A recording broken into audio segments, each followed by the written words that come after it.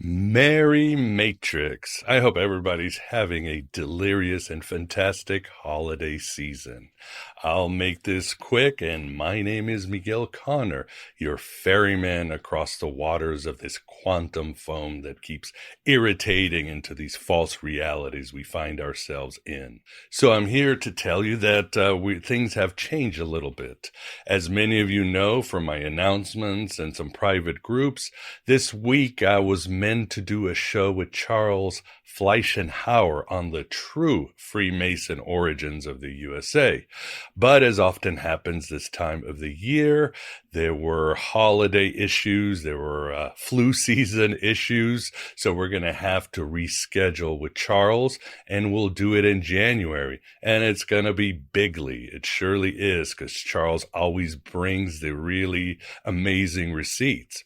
So instead, I thought I'd put another piece of content out for you, and I think it's very relevant. I've been wanting to do this for a while, and since the 2025 simulation is about to ramp up and take humanity into some weird places, I think this is a very relevant show.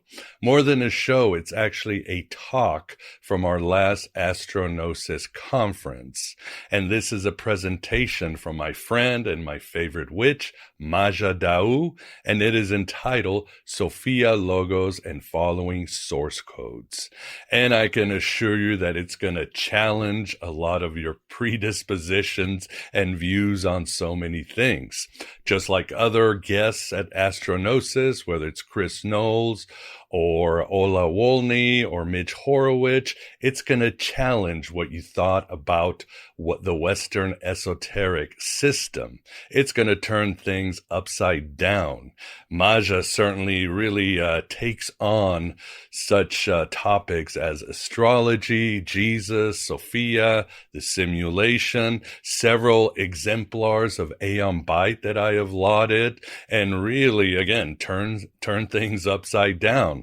But that's certainly the ethos of Aeon Byte, to challenge your egoic systems, to break things apart so that something bigger and better will come out. We can't grow if we're stuck too much in our preconceived ideas and views. If we're too comfortable, we just can't grow. As the great Harold Bloom once said, the central dictum of the Gnostic is that which can be broken should be broken. And it was Emile Cioran who once said that if a book doesn't disturb you, then it's not worth the read. And I would say you could include movies, podcasts, any content on YouTube. If it doesn't challenge you, if it doesn't break things down a little bit, then it's really not worth your time. It's really just, you might say, empty calories, something to support cognitive bias, if you would. So this type of content is very important, and it does help bring something new and better out of us. As Carl Jung once said, the experience of the self is the defeat of the ego. And it's always good to have our ego defeated, and Maja's presentation will certainly do that. In the Gospel of Thomas, Jesus does tell Thomas that after he spreads or hands out his powerful gnosis, first you will be disturbed, and then you will be amazed. Yes, it's always great when we can have reality disbanded while having our minds expanded. So get ready for that, and I should mention for promotional purposes that all 3 Astro Gnosis conferences are available for the price of one. In other words, you get more than 60 hours of high-octane, exclusive, and yes, game-changing Gnostic content for the price of one.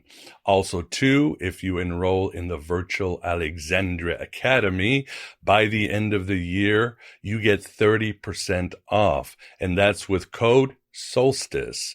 And if you enroll in the virtual Alexandria Academy, you do get all 3 Astro Gnosis conferences included at no extra cost. So that's it. So you can enjoy and have your life changed very soon with Maja's amazing revelations. But either way, let me know what you think. Thank you. Thank you. Thank you very much. Hi, everyone. Thanks so much. It's my pleasure to be here so much around like minds, or maybe iterations of reflections in my mirror box. I don't know. We'll see what happens as we go. I was thinking a lot as I was preparing, and much like Richard, this is all just stuff that I have to say, so I encourage dissent and disagreements and any other negative criticisms you may have on what I say, because I feel like oppositional energies are what move us, right? So if we have polarities, we're going to get to move like the little flagellates on the bacteria. So that's the passion that causes action in chaos. And so this is just based on a lot of things I've read. I read a lot of books, but then I do techniques of ecstasy. So these are like visions that I saw. So I'm not just going to be quoting books and smarty pants, but there'll also be some of my own opinions. So I hope you have a little space for those as well. They may disagree with yours, but a lot of them tend to agree with most of what people write. So I assume, but I don't know, that maybe quite a few people in this room have had an experience where they saw that reality was not what they thought that it was, whether it was through psychedelics, and you certainly don't have to out yourselves if you don't want to, for doing naughty drugs that would show you the pixelation of reality, and that you would see sacred geometrical figures emerge out of your own hand. I don't know, I'm just guessing, or something to that effect, where the facade of the material reality would fall away, and you would see that there were actors or players behind it, almost like a Shakespeare play, right?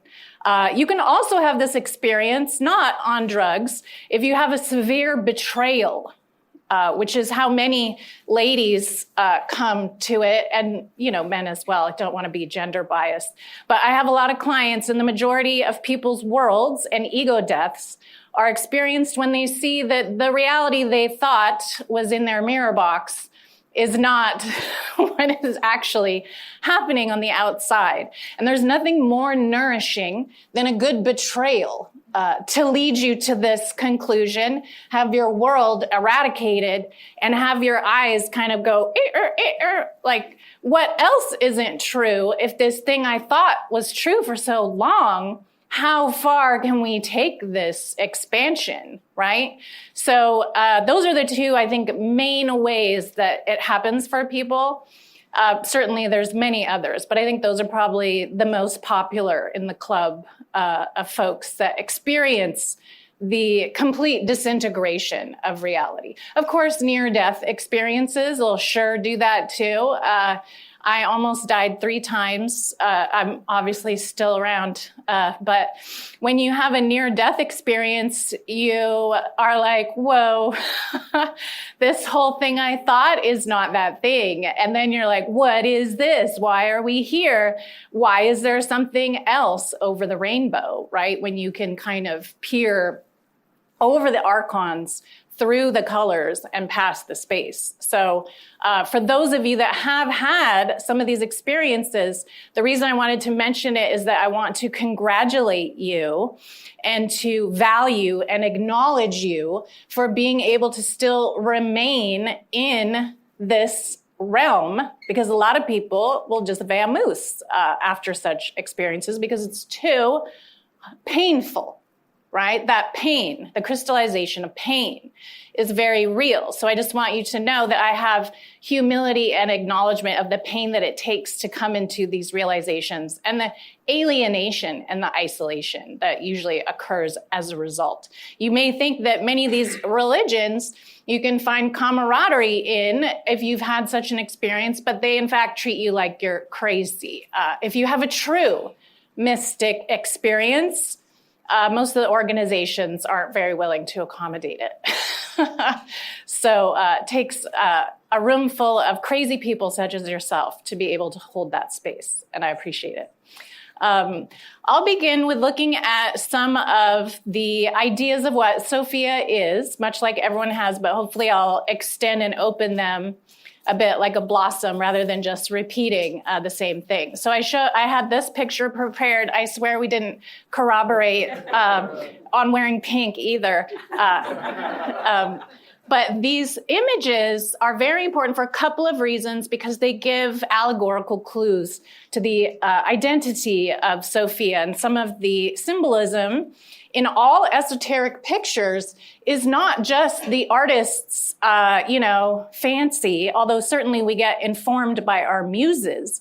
But symbolism is representing things you can see when you see through reality. So much like the beautiful painting of yarn, those are depicting a spiritual reality, which is what you can see when that facade drops. Very important to archive these visual images that come from beyond that veil and bring them back. So please remember, when you look at iconic art, symbolist art, religious art, a lot of times it's trying to show you things that are, you have to really look to see and look with your spirit eyes, not your eyeballs. One of the first things you notice about Sophia, or that I do, is that color red, correct? Like the blue deer, who's actually bright red. And that she's depicted as an angel, obviously. But you can see there's a lot of other angels and even Jesus. But Sophia's whole skin and hair is red, not just her vestment. Do you guys notice that? Yeah, right? And then above her is that seat that Richard was talking about, the empty seat, the dwelling place, which we all have one. Do you guys know that there's a throne for you to sit in that's empty that you gotta get to? Wink, wink. There's one for you. And once you can open into Sophia, you get to take your seat enthroned. And if you're lucky, your seat will turn into a chariot if you do enough spiritual labor. So these aren't just symbolic. They're telling you what you're supposed to do in terms of achievements and accomplishments of your spiritual labors.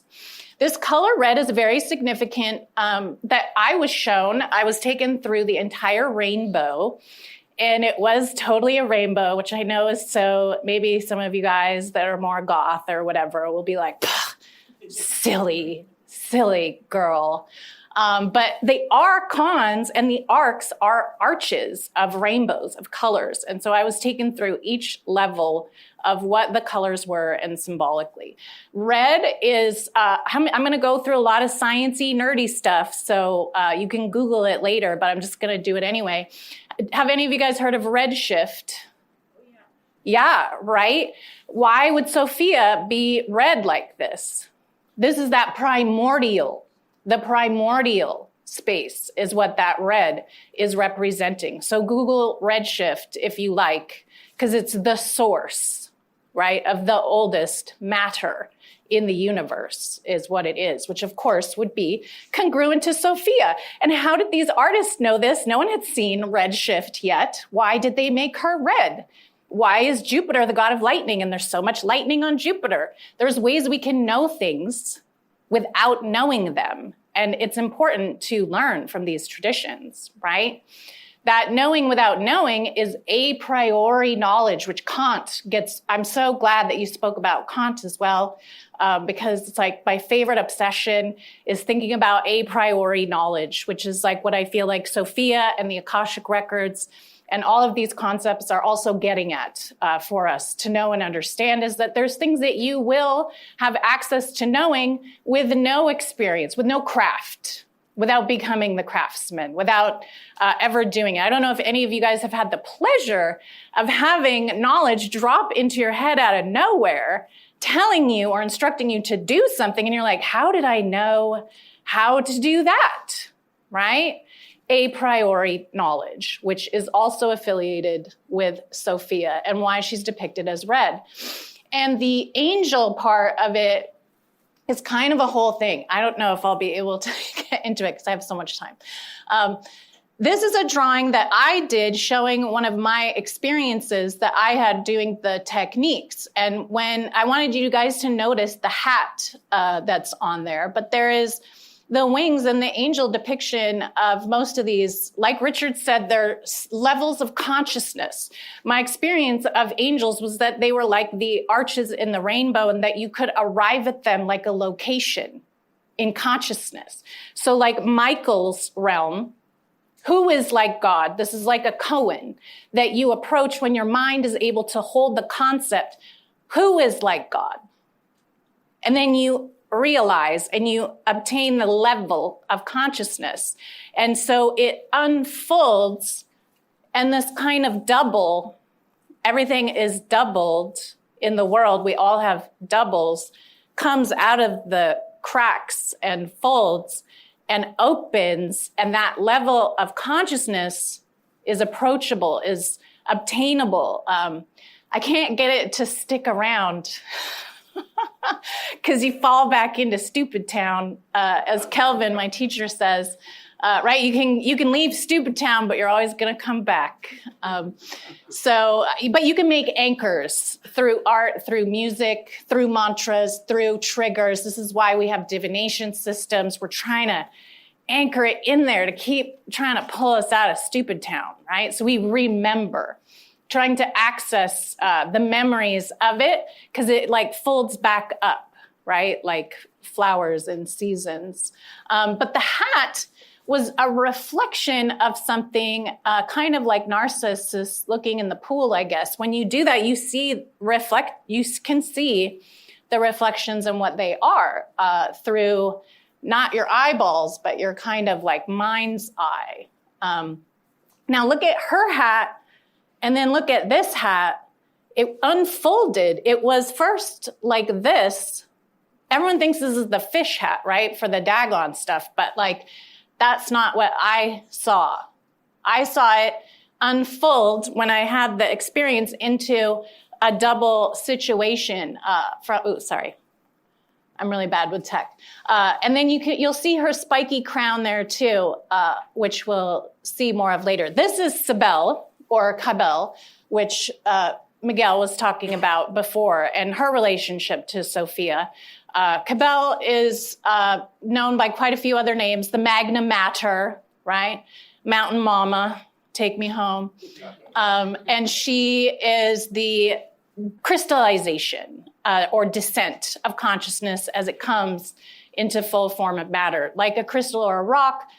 A lot of the things I've talked about in my books, like the Familiars and Witchcraft, I talk about how it's a meteor that falls onto a mountain, and so literally a rock, and then they take it into caves, right?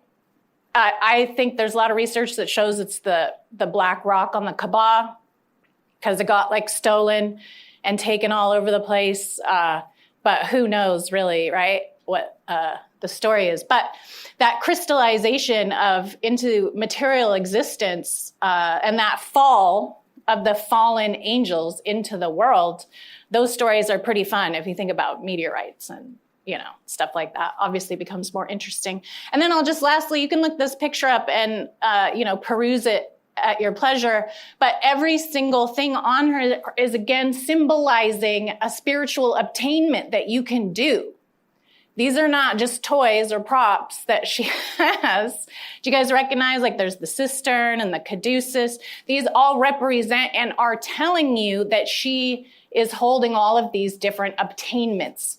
Similarly, you can look at any Egyptian art. They have pictures of, like, Horus on the boat with all of his accoutrements.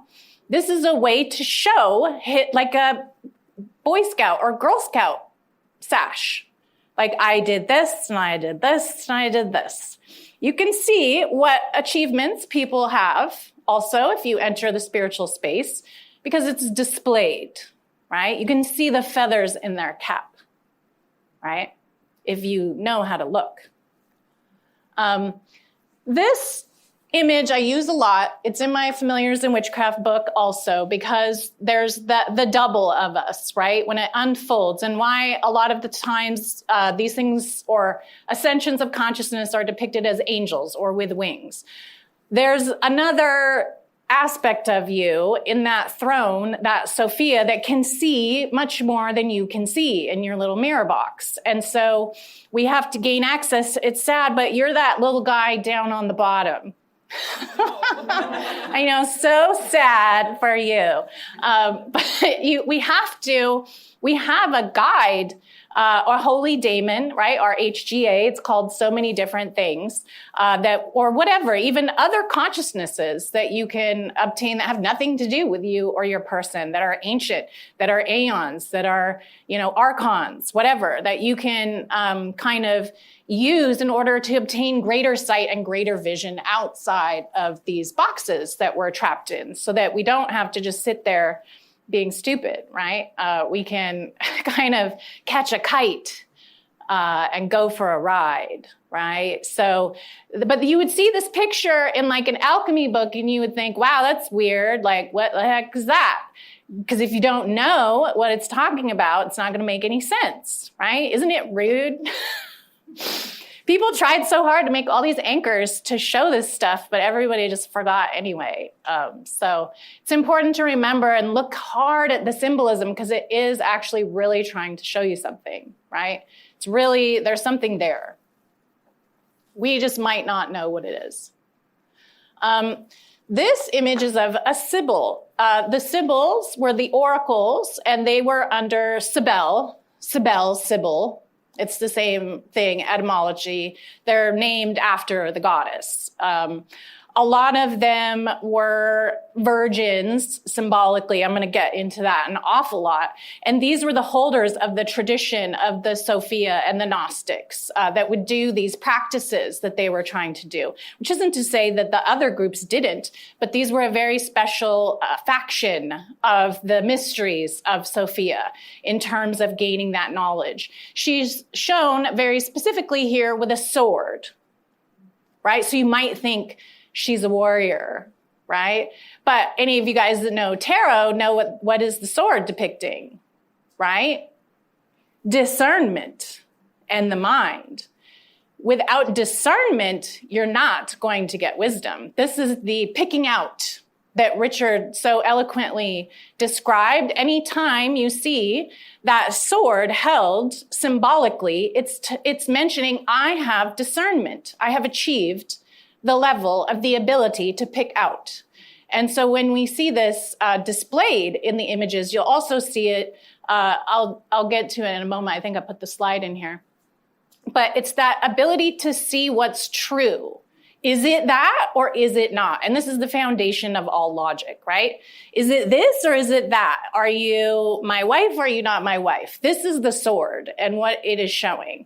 In the Hebrew alphabet, it is the letter Z, which I always think is funny because of Zorro. I'm like, wait, did they do that on purpose, those stinkers? But it is that Zayin, right? You'll see a lot of pictures of Zayin. It has a crown. There are some Hebrew letters that get that crown on them. And it's that sword, which is the sword of God, right? And that's also talked about in the 6th and 7th books of Moses.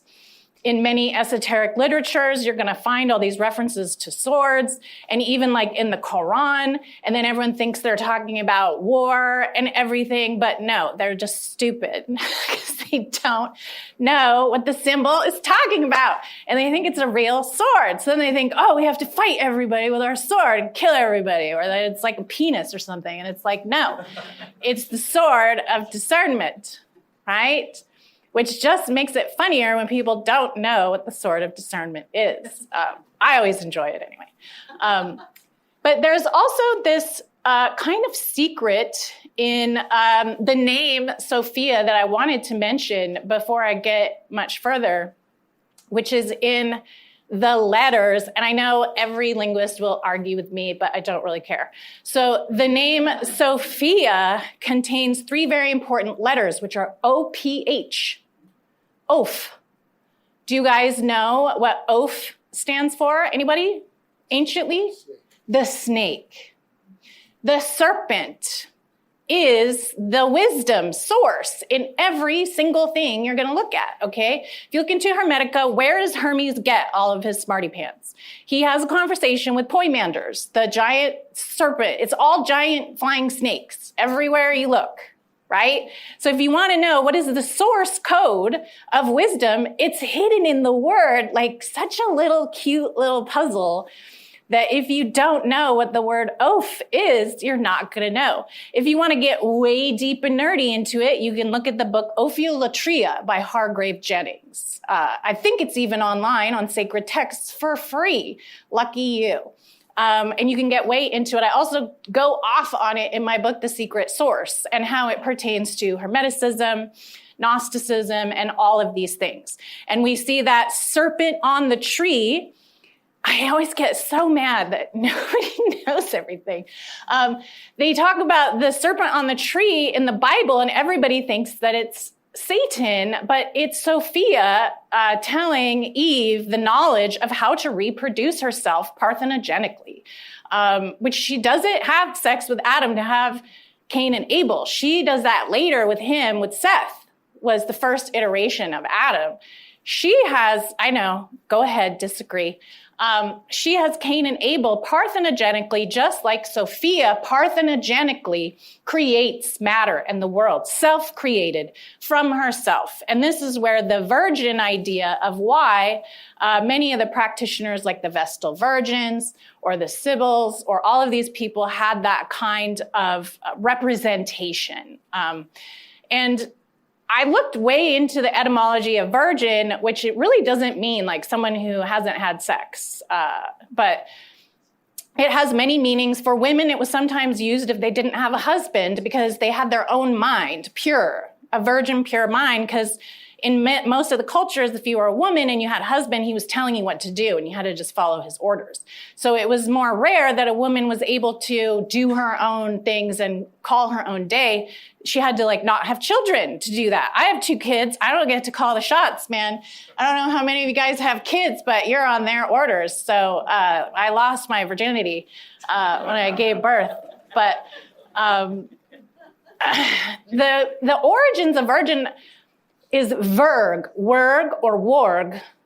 These different words, it's W-E-R-G, V-E-R-G, varg, warg, from Proto-Germanic and like Old English. And those 2 words mean everything from wolf, which I was like, oh my God, that's so weird, because Little Red Riding Hood, like what? How are these things related? But then they also go to outcast or to cast out, which is also Sophia gets like, you have to get thrown out of something and that idea. And I was like, why is that talking about virgin? But then it also is used for divination and oracles, that werg or warg, to cast, because back in the day you cast lots. Or you throw these casts, and that's how you do divination to stop it. And so this is why people would go and they would visit the oracles and the sibyls, was to get that sort of like cast in time from the daemon, right? So when they were talking about virgin, they were talking about something very different than most of us think about. And think of how much information is lost in the misinterpretation of that word. And what a tragedy it is that when we think about the Virgin Mary, that we could all just be thinking that she didn't have sex, right? What a loss, what a tragedy of just the lineage of information and data going away, right? So that wisdom on the Asherah tree that Sophia is on, when she gives it to Eve, takes on a different meaning to me. When I read the story, she's like, I want to be like you. I want to be able to create. I want to be able to make a me like you made me. And then God's like, have fun. Sure. Here you go. Enjoy your birth. Crystallization of pain, right? So that reads much different when you see it in this manner. And then, of course, the symbolism of Mary and the parthenogenesis, to me, that means she experienced coming into Sophia and had her wisdom thrown. Not that she had a baby boy, as a virgin. She had a parthenogenic Sophia experience. Okay, is what it's esoterically saying in my mind. But I don't know how many other people would say that as well. And then, sorry, I have to put my granny glasses on. And then when you look into like the sophists, like Richard was saying, they'll have this idea of craftsman or craftsperson or knowing something from doing something, which that I wanted to just say that if you look up some of the definitions of demiurge, although Richard's paragraph was the best ever, demiurge, the meaning of it also means craftsman, which is like metallurgy, right? Someone who forges something. And for those of you that are super nerds like me, if you've ever read any Mircea Eliade books on the origins of knowledge and how we got it through alchemists, through shamans, how do you know things you don't know? Well, the shamans became urgists, or able to do their craft, which was fire, which was metal, which was all of these things. And so by doing this, they were able to go on to their astral travels and their flights and then come into Sophia in that fashion, right? So that demiurge is an important concept, which is a path to wisdom as shown through the shamanic arts, which are the urges, right? All of the urges. The other meaning that you get from the warg and the verg and the vargy, schmargity bargity, is that we come to the definition and etymology of the word wise. And part of that is W-E-I-D, which is also a variation of werg. And it means to see, which is something that also Richard brings up, is that just because you see something, you think that's the thing. And that this idea of being wise means that you can see more stuff than other people can see, right? Because, we're going to go about our day. Maybe we have like some spinach in our teeth and it's going to take a friend to say, hey, like you got some schmutz or whatever. We can't see everything by ourselves. So we have to come into this way of seeing that is going to be wise, which means to come into a multifaceted perception, like a diamond, rather than a cube, right? So the more faces you can stick on your cube, here's a little treasure for you guys. You're in a cube and you have to multiplicatio it so that it gets more faces so that you can see more things. Does that make sense? It's just like math, right? So the more facets that you're able to carve through your labor on your perceptual tool, the more you're going to see, right? Are you like a 6-sided die or a 20-sided die in the D&D game, right? So Shiva's dice, right? He probably had a 20-sided die. I don't know. And these are all also related to wit, clever, cunning. It was used, the word was cunning back in the day because it was like you could trick people, which is what the shamans would do. And they would trick people into thinking that they knew something and then try to force them to go a different way, was the main purpose they would use for that. So Let's see, where else did I go? Oh yeah, and then I wanted to briefly mention too that idea of Chokmah, which probably a lot of other people are going to talk about too.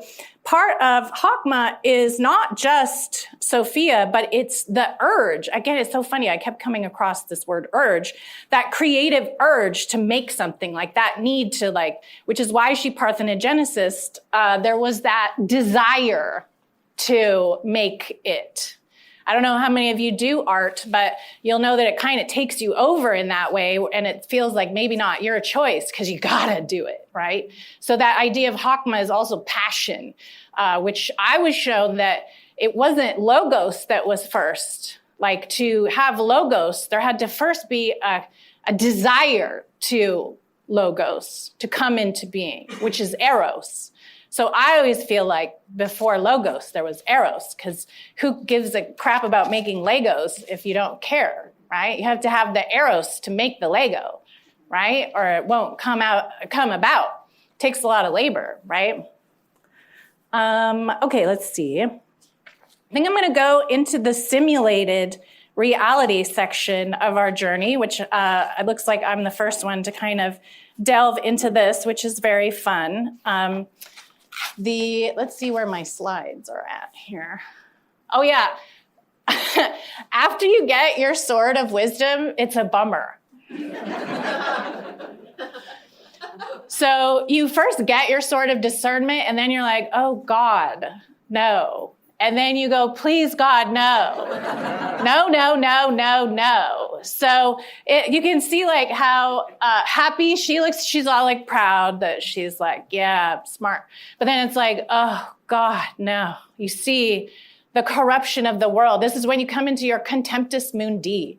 This is Our Lady of Sorrows, as Mary experiences it, after she watches everybody murder her son for something stupid, for usury debt. So she has to sit there and watch these ding-dongs just murder her son and be like, you can't be this stupid. And then she's like, no, they really are that stupid. And then this leads her on her path. I don't know. It's weird how people don't talk about the path of Mary and her 7 sorrows and what she undergoes in her transformational journey, which includes grief, which I guess is why most people don't talk about it, because it's a bit more of a bummer than the Rise Again story. She has had to sit there and be sad that her son is dead. So I guess it's more goth than people are comfortable with. But she comes into this parthenogenic state, and now we're going to get into the iteration, which is the word, again, Richard used. So many good sync-ups. I love it so much. But in the demiurge state, you say it's an iteration, which is exactly what it is. And this is the main code that I wanted to talk about today, and in terms of fractals as well, which I know is so 90s, but it's still very pertinent. And we have to talk about fractals and iterations. So you can see this is the Lady of the Apocalypse here on the left-hand path, which is very appropriate. And you can see the dragon there, and she's like, oh no. But then she has her Sophia embodiment where Jesus comes in, and she's like, oh, great, kind of idea. When these depictions are used symbolically with Jesus in the center, this is a very specific icon. Do you guys know this one? Have you seen it?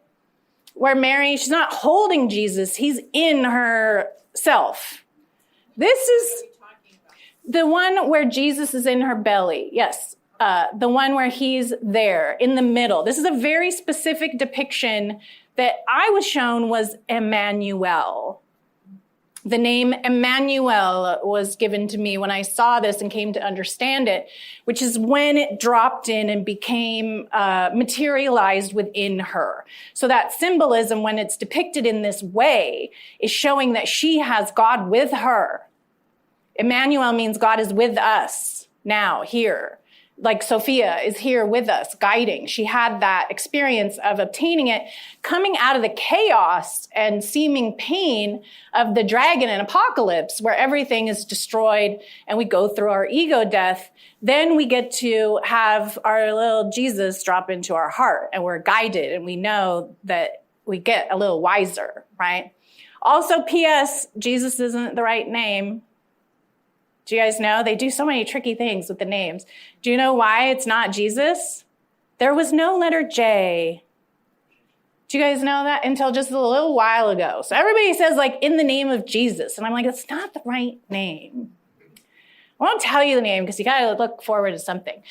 So down below, there's this iteration, right? So we see we're constantly going back and forth between these two things. You're like chaos, smart. If you're able to obtain wisdom, you kind of keep going in and out of it, right? Because then you'll have like people die, and then you're like, I guess I didn't know anything. Like if your loved one dies, and then you're going to get thrown back into chaos. It's so awful. And so this iteration that we see down here in this equation is like actually how things get renewal. The material world has this ability of iteration and reproduction and multiplication so that we can experience renewal and rebirth, which is what the Christ or so-called Jesus is representing, the renewal, right? You know, the Christ, the chrysalis, the chartreuse, they told me another color. You guys are getting so much good color stuff today. It's the golden green, that first bud of spring, where it is renewed. And from the old tree, you get those fresh new buds. And that's because of the power of iteration, which is Sophia's power. It's Sophia's power to not only create the world, but to continually renew it through iteration, right? This was just kind of funny. And I thought it was extra funny because it has a gnome and it's a Gnostic. And then I kept thinking about gnomes and Gnostic and those kind of words like quite a bit. But it's like kind of your perception or how you play the game, like Miguel was saying, right? How are you going to play the game if you see it, right? What you doing, playa? Are you going to be the gnome or are you going to be the Gnostic? And then I kept just thinking about gnu's. So I just wanted to put a gnu so that we could see the gnu. I don't know. That's all they're such crazy, weird creatures, actually. I was always like, little, I was like, what is this thing? It looks like 5 different animals, like all into one. But anyway, thank you, gnu. So this is a common iteration. This is like the most basic, right? You take a thing, you make the thing over and over and over and over, right? When I was in college, I took a fractal geometry class where I learned all about it and chaos theory, which of course was a long time ago. I won't tell you how old I am, but you can probably guess because I'm talking about fractals. And everybody kind of forgot about them because they went out of vogue. They were so pertinent with all of the COVID shenanigans that went on and how people were trying to do prediction and prophecy towards how diseases operate. I thought it was very fascinating because I wrote a paper in the chaos class about how scientists try to use statistics to predict measles outbreaks in labs, but then when it got into nature, nothing happened like they thought it was going to happen because everything went into chaotic iteration. And so chaos theory ended up being better mathematics in order to predict things in complicated systems, right? We all kind of know this stuff is like the most basic fractal stuff, but that source code of reality and how nature operates is through these iterations, right? This is the kind of fall of Sophia. We take the god, this is a hydra, which is an organism, and it creates an iteration of itself, okay? And then that's ancestry. All of your ancestors, you are an iteration of through reproduction, through multiplication, right? So all of nature follows this code or this path. And so every spiritual symbolic thing is done the same way, but on a different dimension. If you want to know about how spirit works, you look at nature, you look at the world, because it's the same story told again and again and again. When you see it through studying things like sacred geometry or things like this, you're like, whoa, why doesn't everybody see this? It seems so obvious. And why can't we get to unification theory so that everyone can just come into an agreement and understand? So Sophia falls as an iteration of the image of the same thing she came from, but a different one too. Just like you're not your mom and dad, but you are your mom and dad. You're not your great grandparents, but you are though also, right? Paradox. Right? Cross-eyed. And then organisms follow this. I wanted to include this just because it's Ernest Haeckel. And Madame Blavatsky really hated Ernest Haeckel and made fun of him a lot. Have you guys read The Secret Doctrine? She like disses him so hard in there. She's so sassy. I love her. But he made all these crazy drawings showing, because he was seeing this pattern in the source code, right? Like you can see that these things, they all start to look the same. He also married his 13-year-old cousin, so I guess it was different days back then. But you can see they always take the same shapes and the same forms. Just like us, you're going to be able to see these kinds of iterations everywhere. Fractals, right? It's all just doing the same thing over and over again, right? And it's doing it from the iteration of the same number sequences that we're going to be starting with, these sets, these number sets, right? Proteins follow the same thing. A lot of people will see these pictures of DNA, and you think it just looks like a nice, neat, and tidy little line of the thing. Then it gets all crazy.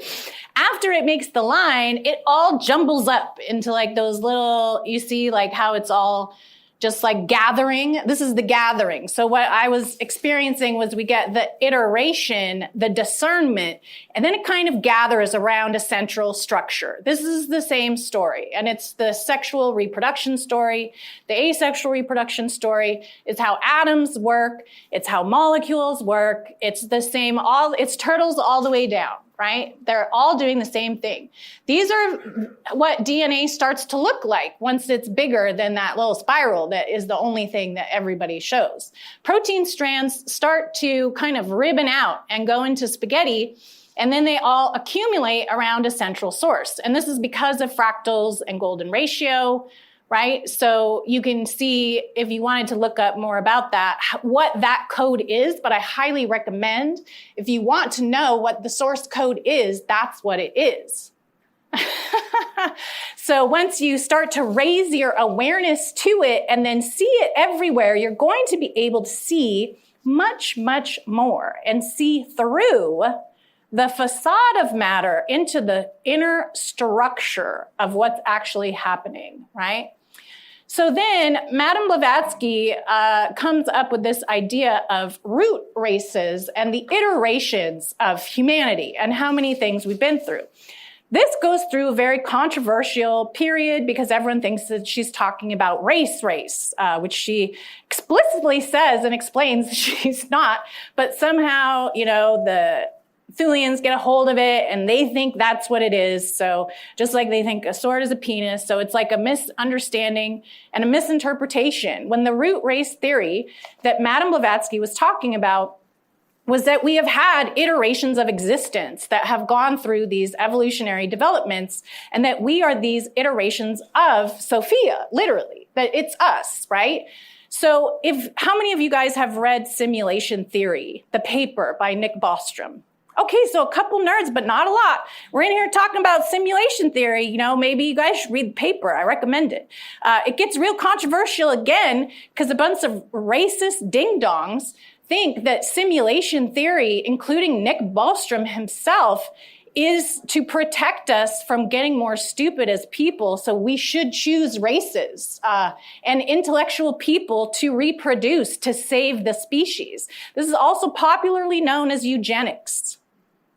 There was an email that was widely circulated from his chat group on the altruism groups they always call themselves these like human improvement program or like the altruist peeps of such and such, right? So, but he's the one that wrote the simulation theory paper, okay, that caused like Elon Musk supported him and Bill Gates, and everybody starts pouring all their money to support the simulation theory and his work. And the reason why is because it supports AI. So all of these tech lords started supporting Nick Bostrom because it makes it worth it to spend billions of dollars on AI if we're protecting and saving everybody from being stupid. What grander, more moralistic reason could you come up with than why it would be necessary to make their companies grow and grow and grow and invest more and more money if they're not saving the world and saving humanity? Nick Bostrom specifically says that he thinks that certain races of people are going to be reproducing more and iterating more, and they're stupid. So we have to stop them from reproducing, and we have to make these people reproduce. Classic eugenics, right? Which is when people get a hold of some of this esoteric material and don't understand it, there is always the danger of utopia, perfectionism, right? And this idea that we can make ourselves better through this knowledge. This is where we get into arrogance, right? Now you're in your little box of the demiurge, and you're thinking you're the one that's so smart, smarter than Sophia, smarter than nature's creative iterations, that you'll be able to figure it out. According to Blavatsky, the root races are happening whether you like it or not. We're going to be coming into this wisdom, and there's basically nothing you can do to stop it. And isn't that comforting? Because it's not about you. So if we experience that reality is not quite real and we think it's simulated, right? The idea that Bostrom puts forward is that we're going to have to make weapons to make sure that our future selves that come up with this technology don't kill us. This is what he says in the simulation theory. He says, he posits a future race might be simulating their ancestors, and he gives probabilities of these things. Well, I can tell you right now that we have been simulating our ancestors constantly from the beginning. Your body is an iteration of your ancestors. That's the tech that is reiterating ancestry and is the simulation of reality. There's no future offspring that will do it. It's happening now. We're in it now. And he's saying that the probability that we are the simulations, right, is then good, because he says no one would be interested in iterating and simulating their ancestors. He says, so they probably wouldn't do that post-human. But that's literally what all of nature does because of reproduction. Right? We iterate our ancestors in simulation constantly through divination, through writing, through speaking mythologies, right? Through talking about our grandparents. These are the indigenous sciences, which he completely leaves out of the picture. And that all of the indigenous sciences have an absolute method and techniques of accessing ancestors, and that's all they spend all their time on. So if you read simulation theory and you know indigenous sciences, you'll get a good chuckle, maybe, like I did. The other funny thing that I looked up was that Nick Bostrom, I don't know if Greg from Higher Side Chats is here or not yet, but I looked up because I was like, who's this guy's ancestors, right? I was getting all like persnickety. And Bostrom and Bockstrom, he's Swedish, okay? So he comes from Bockstrom, which is Eeyore Bach. You guys know, have you heard the Higher Side Chats about Eeyore Bach? And I was like, this is too crazy. Why didn't Nick Bostrom find out about Eeyore Bach? He'd be so much smarter than he thinks he is, right? If he had connected to his own ancestors. I just thought it was like a little cherry on the top of irony when I did a little DNA research into him. By the way, if you find the Higher Side Chats about Eeyore Bach, you're in for a treat, okay? So highly recommend it. Thank you, darling, for introducing me to it, because it's really a mind changer. And it corresponds with Madame Blavatsky's root race theory in the most proper way that she intended, not in these some races are dominant over others kind of way. I included this quote. You obviously can't read it right now, but if you look at the bottom, it's in volume 2, page 444 to 446 of The Secret Doctrine. And she goes through and really explains it and the cycles and the reiterations, just like that Mary and Emmanuel and Dragon that I talked about earlier. She says the exact same thing, right? One of the best things about the truth is that it's always the same. Everywhere you see it, truth is hard as stone, right? The origin of true is tree, because they said it was hard as wood, right? So we see that these DNA fractals start to gather and accumulate into these globes, into these selves, This is where we come into the self. And that's the gathering. This is what a planet is as well, folks, by the way, because it happens from the atom level all the way up. I don't know why we're having so much trouble with unification theory. When you read esotericism, seems pretty straightforward, right? It's just a bunch of goo gathering around a central point. Oh yeah, this was a pretty good one that everyone has to remember. If you ever think in your brain that you are pretty smart, think about how much your body did that you had no idea about. Right? Good luck. Are you smarter than your body? Could you remember all day to beat your heart if someone assigned you to it? I don't think so. Try tracking your breathing. For those of you meditators, how long do you track your breath? Gets real sketchy. So the wisdom of the body, the wisdom of Sophia, she's got a little up on us, right? No matter what tech we make, our tech is all a response to our bodies. We'll watch it, but we still don't understand what's going on in there. Closest we came, I think, was hypnotism. So these are x-rays of DNA too, and how it forms these same globes with the dot in it, right? It's all globes with the dot in it. Samsara, globes with the dot in it. Again and again and again and again. The iteration, right? Everything is cycled. Blavatsky talks about this in so much length that I really don't need to. But the Sophia code is the iteration of samsara, right? She's very influenced, obviously, by the Vedic teachings for a reason, because it's that truth that keeps repeating over and over, right? Growing stuff in a petri dish, it's going to do the same thing that this guy does, right? It gets real dumb when you see it everywhere. You start to get a little bored. This one was pretty funny too, right? It's the same. That circle with the dot in it then becomes the simsum when you do the line. Like Richard had the absolute. When you put that line from that dot, and then it makes the arches, the archons, the rainbows, is what I saw anyway when my eyes opened. And then we get these things again. They're not just showing Mary. Like everyone thinks like, oh, it's pretty. But this is, again, a spiritual obtainment that you can do. Do you see the spiky thing, right? This is a thing that happens to you as you disrobe, so to speak. And it emerges out of you. It's not just a pretty picture, right? And the Virgin Mary is showing Sophia because her story is about how it's a path to wisdom and how it's embodied, obtained, and then shared into the world, right?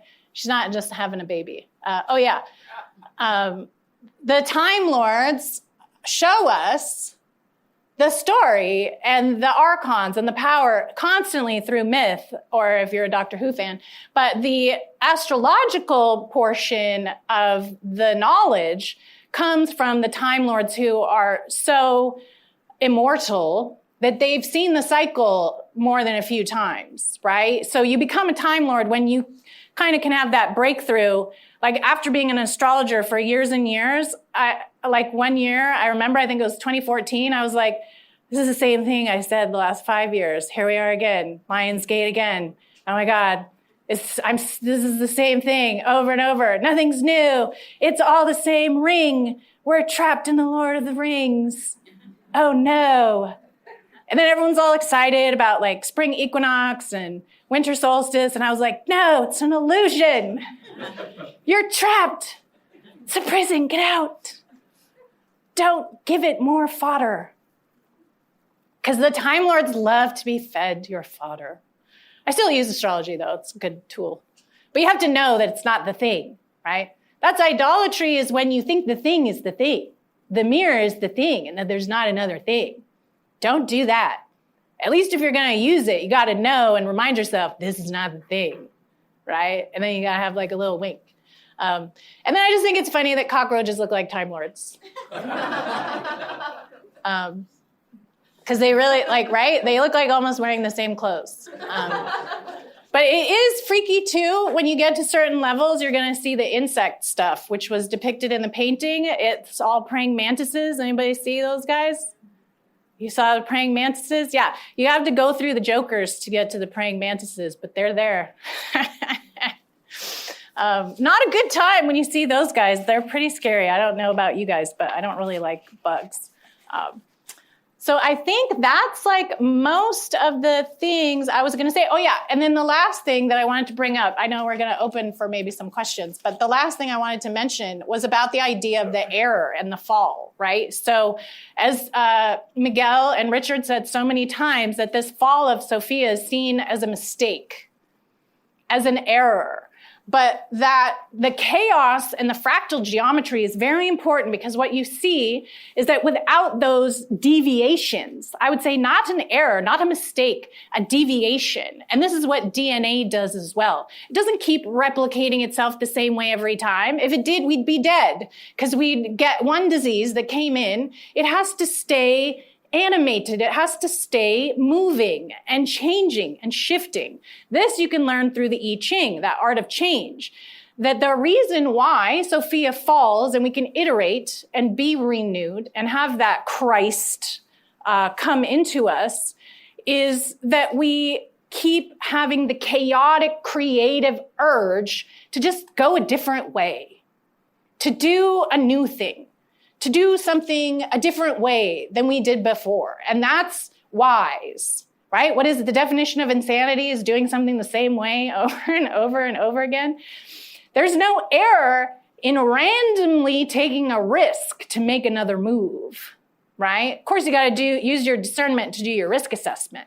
But the point of having these chaotic iterations is for our growth.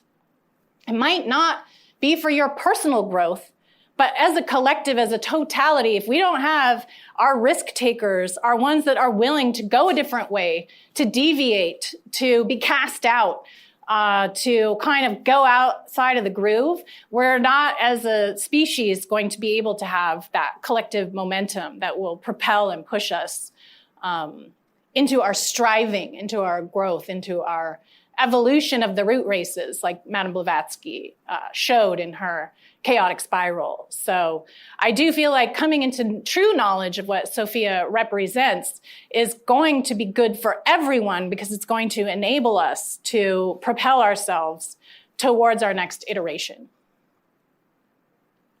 Yeah. So that's what I had for today. Thanks, guys. Awesome. Is this working? Can you hear me?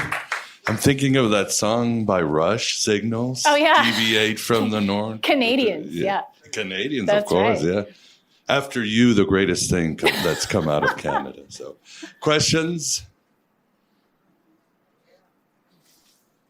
Let's deviate from the norm. That was amazing. Oh, thanks. Yeah, I loved how you related Sophia to the urge to create. And I love the art that you included. I was wondering if you could speak briefly about AI art and how we may relate to that. Is there any basically value for growth there or not?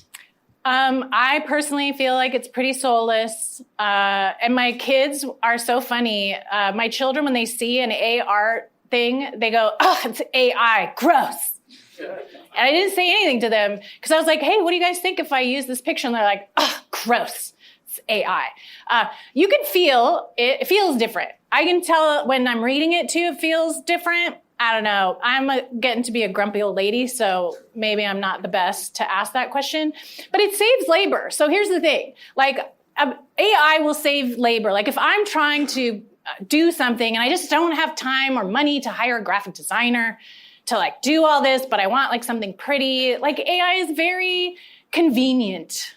It's like going to McDonald's versus cooking a meal, though, really. Like, so part of it is having an impact on the creative spirit and creators, because I don't think it's cool, man. I think creators aren't getting enough value as it is. And to just think that you could replace artists with a computer generated version that is not as good, doesn't have that right, I don't like it. Thank you. Yeah. Okay. I saw another hand. Thanks also for your talk. You're welcome. You mentioned earlier about in the spiritual realm seeing achievement or the badges. Can you tell us what are they for? Why are they there? Yes, I can. We're here for more than to just work and go to school, right? This is what Kelvin DeWolf would always say, my teacher. Our time here is precious in that we have to elevate ourselves. We have a job to do here that isn't just with our hands, right?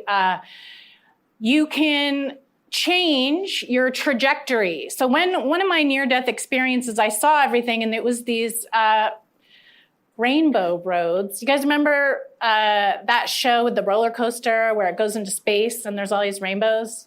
That's what happened to me when I died. And there's different paths that you can go that go different places. And when you can raise your conscious awareness to a state of lucidity, you can consciously choose the path. Otherwise, you're kind of sent on a chute. They all go somewhere, right? So it's not like it's bad. You just get recycled right through a mooch. She's going to put you back through the goo, and you get to try again. So it's like that Tom Cruise movie, right? You can repeat it again.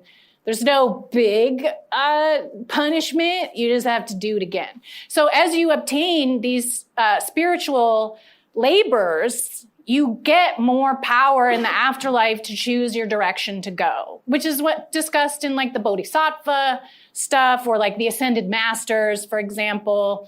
Once you obtain that, you get to kind of like drive your car rather than being a passenger, if that makes sense. That's just what I think. Other people probably would have other ideas. The indigenous, most of the stuff I've read, the indigenous say it's for is so you can go on your star path. So the majority of Native Americans see the star path that we come from and that we go to. And if you don't make the cut, the brain smasher puts you back in. So if you don't do your labor, you're just going to have to do a redo for as many times as you want. So what are some of those labors?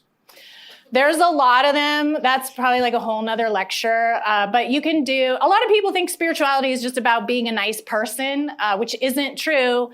Moses killed people, right? Genghis Khan was one of the highest spiritually achieved individuals in a lot of ways. But don't tell anyone I said so, because then people will think, oh, I could be a criminal and still be spiritual, which is true.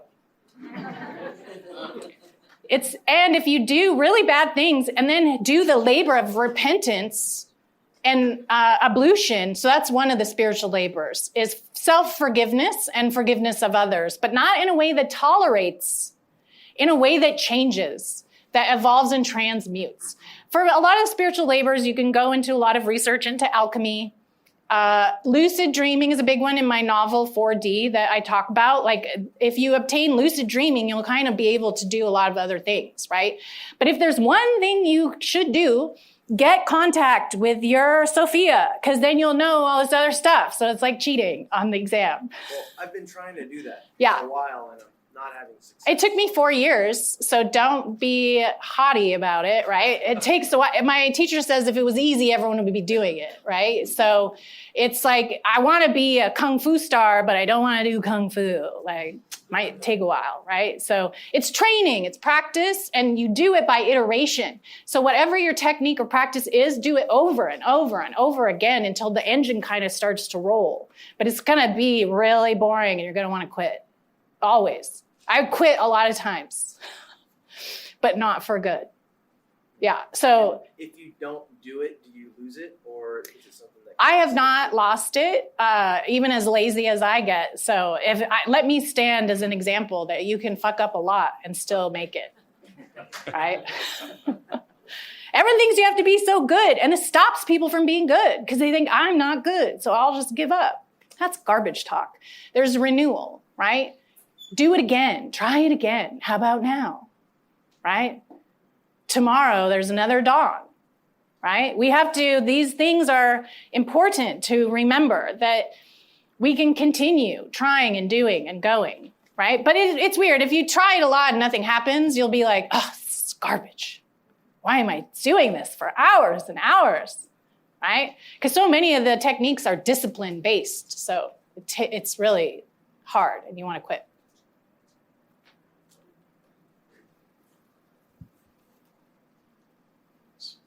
Thank you for your time and your talk. We talked about getting to those states, attaining those states where you could see behind the veil, if you will. How do you handle crashing back down to earth and you're in front of your boss 2 days later and he's saying, how could you have screwed up so bad again? And you're like, don't you understand where I was 2 days ago? They don't. How do you handle that? That is such a good question, so rooted and grounded in humility, and I really appreciate it because it sucks. I mean, you know, you have to reground and then you're like, oh God, I still have to do the dishes. You still have to go to work. You still have to do labor, but you're in this altered, perceptual framework and no one else is there with you. This is where we fall into the isolation. Tools for integration are going to be grounding techniques. A lot of them I learned in martial arts. One of the best ones, which sounds so dumb, is you smack yourself, lightly or whatever, but you have to literally like, okay, I'm in my body. Like, here we go. Ready? Okay. Like, back to the show, right? But you have to really take a moment or use techniques that are going to keep you down in your body, right? Dion Fortune talks about this a lot, as does Madame Blavatsky. A lot of people don't know why a lot of these psychic mediums gain so much weight, so that they don't fly away. P.S. So a lot of things which help in this situation, even for grief, is you'll eat root vegetables. Sweet potatoes sounds so dumb, but it really helps a lot. Or carrots, or food helps. Get into your body. So when you go way out or go dissociative, you're going to need to do some techniques to re-embody. So those are going to be physical. Go for a walk. But it's not easy at all, and you could have significant loss as a result of coming out. Or certain experiences you're going to find remove entire groups of friends and family. There's a lot of loss through this process. And then you realize why they talk so much about non-attachment. But then you're like, if I'm not attached to anything, I'm a psychopath. So it gets real weird. It gets real weird. You got to ground into love. The best scene I can say is, did you guys see Wrinkle in Time or read the book? There's a part where the little boy is with Satan or whatever the guy is, and he's saying, oh, I'm so smart. Look what I can do. I can do all this stuff, and I know this, and I can make these shapes. And his sister's like, I love you. Come back. I miss you. So it's like you can't get caught in that demiurge box. You have to come back into that love, into that care, compassion, and grounding, back to your sister, back to the people that love and care about you. But we do still have to psychonaut and adventure. So I think it has to be done cyclically, and you must include reintegration time, or you will lose your mind, like the guy in the box. Very dangerous part of the work, for sure. Yes. Thank you as well. I really appreciate your lightheartedness, and it makes me excited to know that a lot of this heavy stuff can be engaged with in such a happy type of way, and it's very encouraging. I think my question revolves around like resistance. And Miguel talked about the crystallization of pain, like this isn't going to be easy. And then what I just thought of as well is the resistance it applies to both sides. If we're going to be resistant because it's so painful, we're going to also in a way resist the ability to earn the badges. Oh, yeah. And so could you expand on your thoughts around that? Yes. I think you have to be kind of masochistic, honestly, to be spiritual, because you will resist. And you'll also just like the futility, right? You'll feel that impotence, like you'll come up against it and be like, even if you do obtain it, you can't make anybody else get it. So then the futility is very overwhelming, and that feeling of impotence, right? That you can do it, but then you can't talk to anybody else, right, about it. And then you're like, what is this even for? So you're going to resist it hard, because then you're going to want to just go back to that ignorance of bliss and not knowing, right? Which is totally makes that Bible story, very different when you understand, when you really see, right, that sword in the heart, the difference, that's the resistance. One of the things that my teacher taught me was that in Native Americanism, that's the warrior. And you have to go through warrior level. So there's these different levels, right? There's divination level, where we start to come into seeing everything in the pattern. And then you go into warrior. And that's when you have to be able to not give up. You have to understand you're going to be resistant, but you don't stop. He says the warrior doesn't stop fighting even after his last breath, right? Even after you're dead, you don't stop.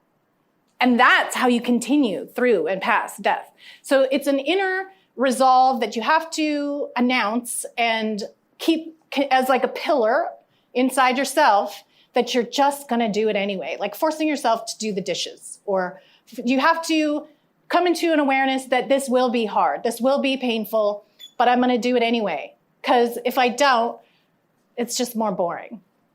But that's the warrior level, where you come into that knowing of like, I consciously choose to do this. It's your will. Your will is what will overcome resistance. You have to be kind of a bitch. Yeah. If you were really nice, you wouldn't do any of this stuff, I promise. Yeah. Yes, and for the audience, after our next talk at noon, Maja's going to lead us on a little experience. For those of you who want to join, I want to join, because, yeah, we can talk about Sophia all day and all that, but let's get into the... We can do it. We can do it. Yeah, let's do it. So probably one more question before we... Oh, there you go.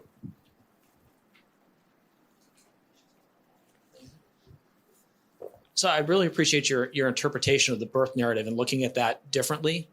I'm curious though, because if virgin means that she is in control of her own Sophia, then the Joseph character then would indicate that she's actually under authority still. Was Joseph maybe a later addition to reinforce the church's teaching that she's under authority, or does he represent something else in the story? That's a really good question. And if you actually read closely, she leaves Joseph at the altar. Do you guys know this? Mary gets cold feet and she jams because her cousin Elizabeth wants to talk to her. So she gets message and goes to see Elizabeth. And she goes to see her cousin Elizabeth, and Elizabeth says, there's someone that wants to talk to you. And it turns out it's the angel Gabriel. And that's when the Annunciation occurs. But she leaves. Joseph doesn't tell him where she's going or doing. And Joseph is like, I thought we were going to get married. So he's like bummed, right? And they don't talk about this except in apocryphal literature, like the Gnostic Gospels. So, but he's like, hey, man, what's going on? She leaves for a long time. Like enough time to have a baby. Can you imagine leaving your husband before you guys were going to get married, and then she saunters up with a baby and is like, oh, hi. So she leaves in order to achieve her connection to Sophia. She is not with him yet, and she only gets married afterwards. That's the sequence of events. Interestingly enough, I don't know why people don't talk about this. This is in my Familiars in Witchcraft book. Elizabeth also has a parthenogenic birth. Why doesn't anyone talk about that? This is John the Baptist, is her baby. Do you guys know that? So Elizabeth goes to Mary. She's like, hey, it's cool. The same thing happened to me. And I'm like, what? That's St. John the Baptist, who huge cults thought was the Messiah, not Jesus. Any of you guys hip to this? I talk about it in my book. There were many cults that believed that St. John the Baptist was the Messiah and that Jesus was a double or a scapegoat or a stand-in. Because when you start learning about paganism and esotericism, you learn that one of the magical devices that people use all the time, like a voodoo doll, is a scapegoat or a stand-in. So how convenient if St. John was really the true Messiah. Better have someone else saying how they're like, it's me, I swear. Right? Like a figurehead, which isn't to take away, because clearly it was also a parthenogenic experience. However, a lot of that material got quickly shoved aside. But she has her baby that becomes St. John, and Jesus and St. John are like totally together. And then, of course, that's the last part of the New Testament is the book of Revelations, right? So she arguably obtained her Sophia virginhood before her wedding. But a very appropriate question with such an elaborate answer, right? How crazy. How crazy. No one talks about that in church. I didn't hear about any of that in seminary. You don't. Why not? It's in the Bible. And for the audience, we are having a panel tomorrow. So if I know it is some questions bubble up for our guests, bring them tomorrow. But please thank Maja for Thanks, a wonderful guys. journey.